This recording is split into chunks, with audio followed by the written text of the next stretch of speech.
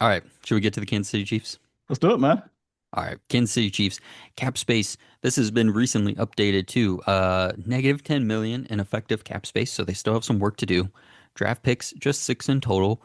Picks 9, 40, 74, 109, 146, and 176. Current roster. We just restructured Patrick Mahomes and released edge rusher Mike Dana. We can save an additional $22 million and $12 million respectively by restructuring Chris Jones and Trey Smith. I'm not cutting Jawan Taylor or Jalen Moore. Sorry, Ben. Sorry, Chiefs fans. This is our offensive line. Restructuring Jones and Smith gives us the ability to get in the black, re-sign Kelsey, and maybe something else after that. Now that Mike Dana has been released, I probably don't also have to restructure Trey Smith. If you want to just get cap compliant and bring back Travis Kelsey, you just restructure Chris Jones and then you're done. Maybe if we do Trey Smith, we can bring back one of our receivers for depth and maybe one of our defensive players. That's something that when I wrote this up, Mike Dana hadn't been released yet. That happened just before we started recording. So maybe as we talk through some of our own free agents, we bring back one more guy for Trey Smith. You can tell me if you think that trade off makes sense. Restructuring Trey Smith, maybe bring back one of those defenders. But I would like to bring one of our wide receivers back for depth. Tyquan Thornton, Juju Smith-Schuster, Hollywood Brown. One of those guys to kind of be a number four would be good. We have a lot of our running back room and our defensive back room entering free agency. The DBs we're always prepared to lose. And at running back, I might be able to get Pacheco back for cheap. And if I wants to come back to camp for the minimum and see if he ends up making the roster, that's fine. We could throw a minimum deal at him. But defensive backs, we draft and develop all the time. We just took Noel Williams last year, right? Like we're always drafting and developing defensive backs in Kansas City under Spags. So we're comfortable letting those guys go, quite frankly. Free agency, we don't have much going on, but securing a good backup quarterback is a must, so we don't have to rush Mahomes back from his injury right away. Carson Wentz played well enough last year in Minnesota and was here just in 2024. That's someone I'm interested in bringing back again for the right price, of course. Um, if you, Ben, let me go ahead and just interject here since this is new, right? Mike Dana was just released this afternoon. We're recording this Wednesday at 10 p.m. Um, if we had to take that extra 10 million from Mike Dana, let's say I keep this plan I made the same. Chris Jones is $22 million goes to getting cap compliant and bring back Travis Kelsey. Trey Smith's $12 million goes to one of those receivers and Isaiah Pacheco, right? Let's just say that all that's kind of where that's going. And then Mike Dana, $10 million. Would you rather I gave that to Leo Chenal or Jalen Watson? That's a great question. I'd probably lean Watson, but it's kind of a toss up for me. Kansas City's shown an ability to, kind of handle both position groups, quite honestly. Yeah. Even I don't think the Mike Dana thing really truly does too much. If anything, it probably just stops them from restructuring Trey Smith as well. That's going to be my ultimate guess. So we'll say that Trey Smith doesn't get restructured. Chris Jones gets restructured. That gets done what we need to get done.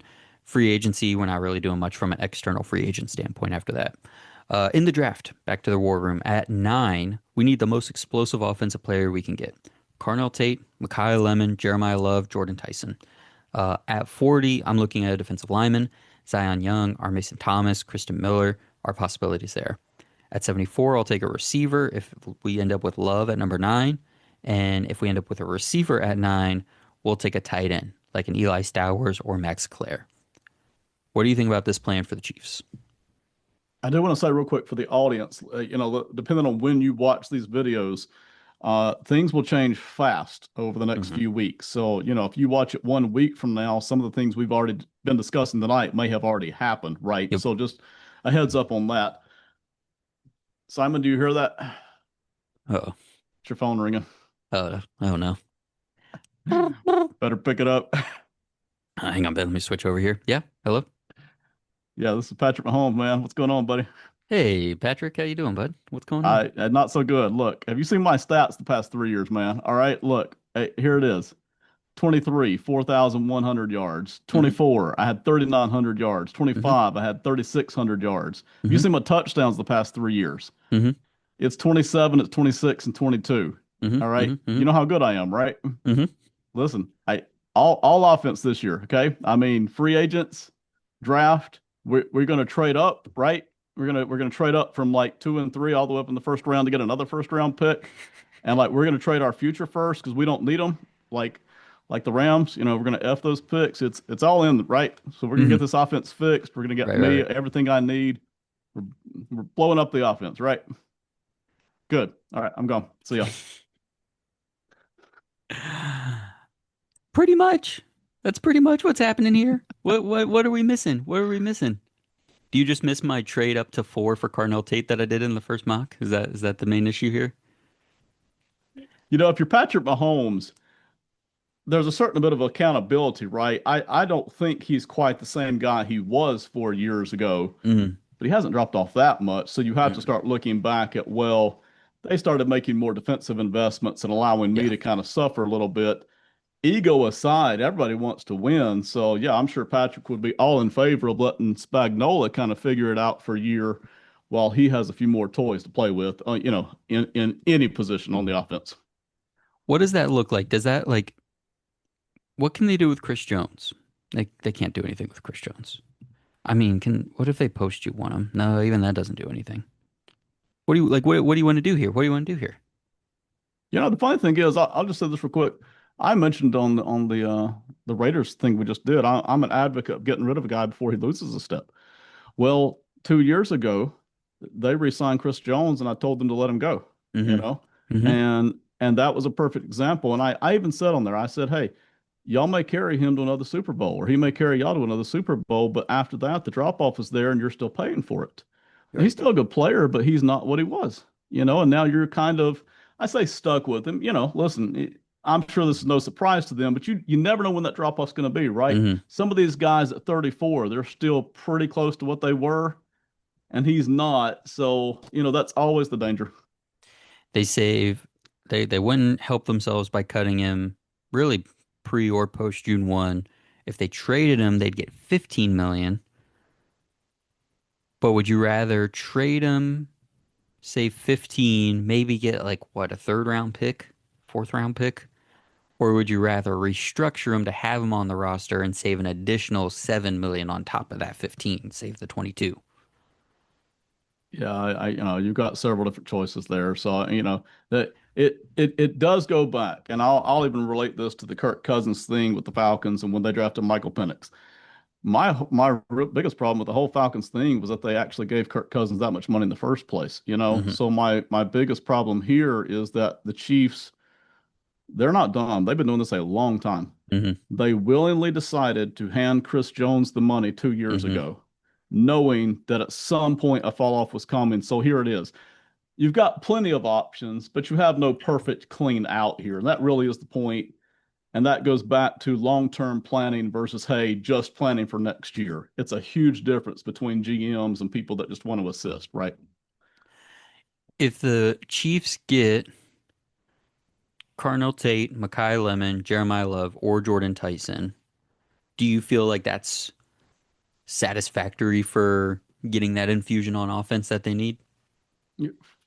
Just for the one pick, yes. No, Hmm. I feel like they do need to add to that. But Right. yeah, any of those four guys would infuse something into this offense. I don't think there's any question.